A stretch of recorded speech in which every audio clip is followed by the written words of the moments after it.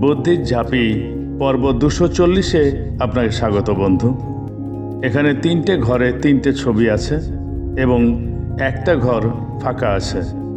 1, 2, 3 পরপর 3টে ছবি থেকে একটা করে অক্ষর নিয়ে একটা অর্থপূর্ণ শব্দ বানাতে হবে, যেটা বসবে চতুর্থ ঘরটায়, যা আপনি নিশ্চয়ই পারবেন।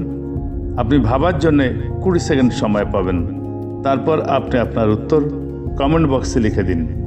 আপনার সময় শুরু হচ্ছে এখন।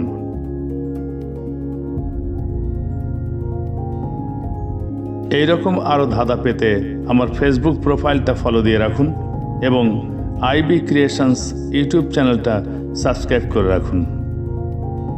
এই পর্বের সঠিক উত্তর আগামী পর্বে জানিয়ে দেওয়া হবে।